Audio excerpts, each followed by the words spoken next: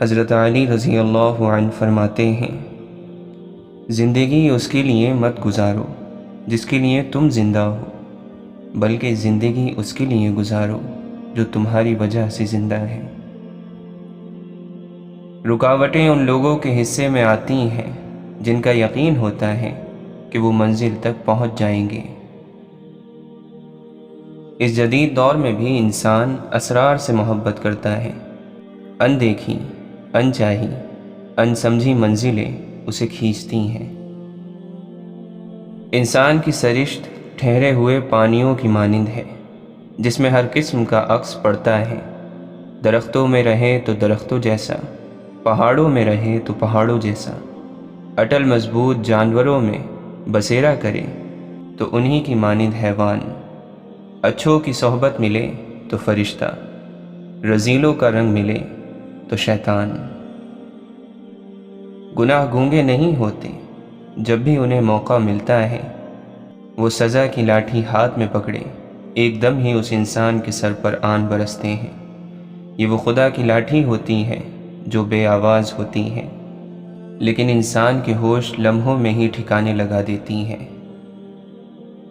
مولانا رومی فرماتے ہیں، کوئی آئینہ دوبارہ لوہے میں نہیں بدلتا، روٹی دوبارہ گندم نہیں بنتی، پکا ہوا انگور پھر سے کھٹا نہیں ہو جاتا۔ اسی طرح اپنے آپ کو بالغ بنا لو اور بری تبدیلیوں سے محفوظ ہو جاؤ، ایک روشنی بن جاؤ۔ یہ نفس دوزخ ہے اور دوزخ اژدہے کی مانند ہے کہ وہ دریاؤں سے بھی نہیں بھرتا، 7 سمندر پی لے پھر بھی اس کی سوزش کم نہ ہو۔ اس دوزخ میں پتھر اور پتھر دل انسان ذلیل ہو کر داخل ہوں گے۔ اگر ہر شخص پہلے ہی سے اپنے عیب دیکھ لیتا تو اپنی اصلاح سے کب خالی ہوتا۔ دوسروں کے عیب نکالنے والے لوگ اپنے آپ سے غافل ہیں، اس لیے دوسروں کے عیب بیان کرتے ہیں۔ بے وفاؤں کی مہربانی پرانے پل کی طرح ہوتی ہے، انسان بے خبری میں اس پر سے گزرتا ہے تو پل بیٹھ جاتا ہے۔ قدرت ہماری تقدیر سے مکمل طور پر آگاہ ہے، چلو اپنی داستان خاموشی کی زبان میں سنائیں۔ یوں کسی بندہ ابتر کو نہ کہیے کمتر، کیا عجب حشر کے دن آپ سے بہتر نکلے۔ نیک لوگوں کی نرم اور سخت بات سے پہلو تہی نہ کر، وہ چاہے گرم کہے چاہے سرد، جہنم سے نجات کا ذریعہ ہے۔ یاد رکھو، سچائی اور یقین زندگی کا سرمایہ ہے۔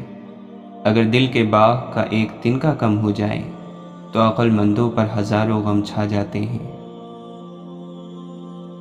اللہ کی عظمت کو ظاہر کرنا کیا ہے؟ اپنے آپ کو ذلیل اور مٹی بنا لینا۔ اللہ کی وحدانیت سیکھنا کیا ہے؟ اپنے آپ کو واحد کے سامنے فنا کر دینا۔ تو اگر چاہتا ہے کہ روشن ہو جائے تو اپنے وجود کو وجود عطا کرنے والے کے وجود میں فنا کر دے، تو تانبے سے کیمیا بن جائے گا۔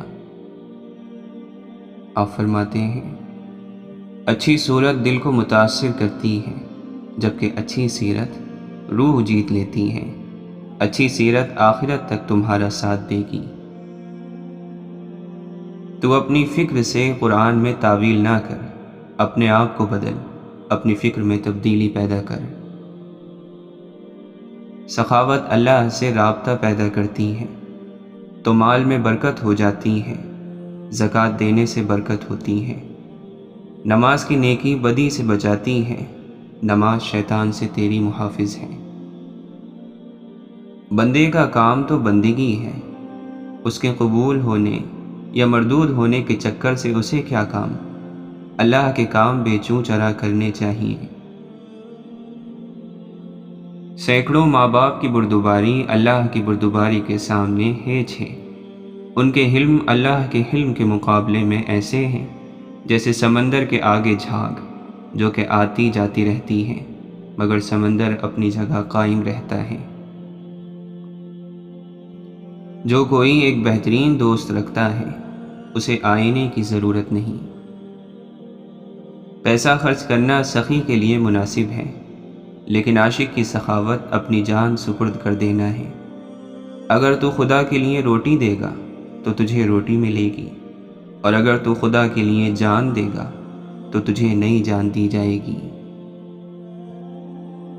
نصیحت کا دودھ محبت اور صاف دلی سے جوش میں آتا ہے۔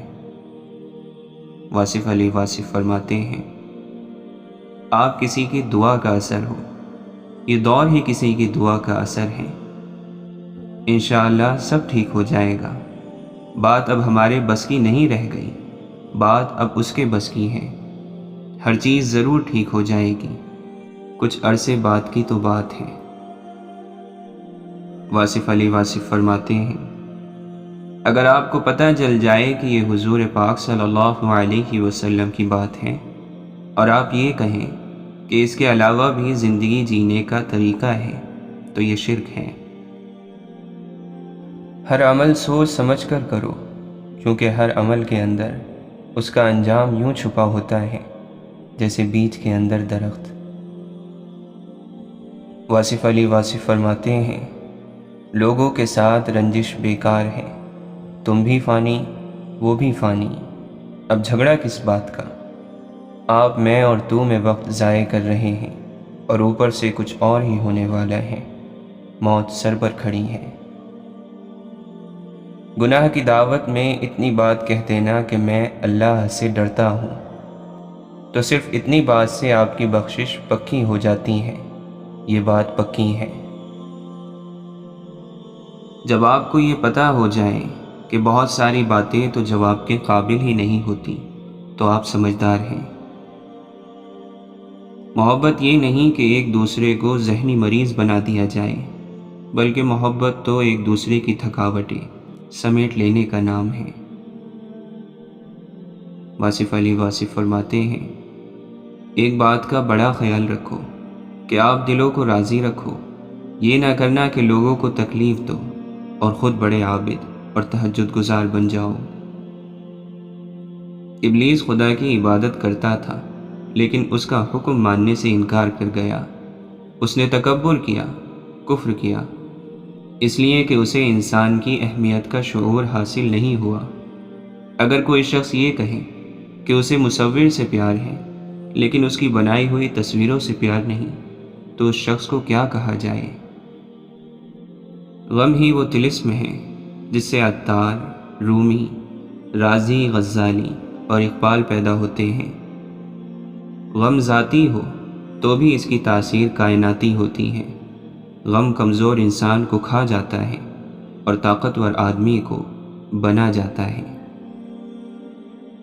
جب انسان کو اپنے عمل اور نیکی کی کمزوری کا احساس ہونے لگ جائے تو سمجھو کہ وہ رحمت کے دائرے میں داخل ہو گیا۔ بدمزاج ہونا اتنا خطرناک نہیں جتنا بدتمیز ہو جانا ہے، کیونکہ بدتمیز آدمی الفاظ کے غلط استعمال کا مجرم ہوتا ہے۔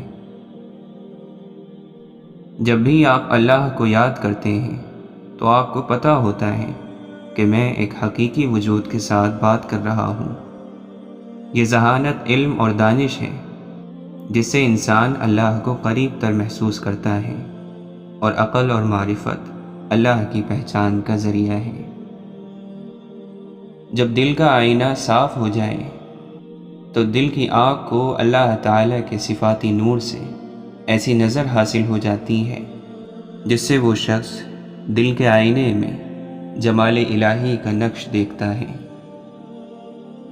مولانا رومی فرماتے ہیں، جو تکلیف برداشت کرتا ہے وہی خزانے حاصل کرتا ہے، جو مسلسل کوشش کیے جاتا ہے وہ اپنے اصل مقصد کے حاصل کرنے میں کامیاب ہو جاتا ہے۔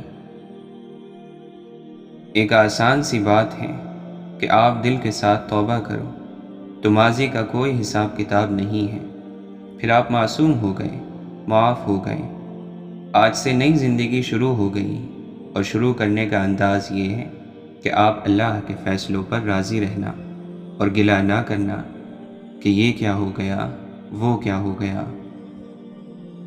اللہ کے نبی صلی اللہ علیہ وسلم فرماتے ہیں، ایک آدمی نے کہا، اللہ کی قسم، اللہ فلاں کو معاف نہیں کرے گا۔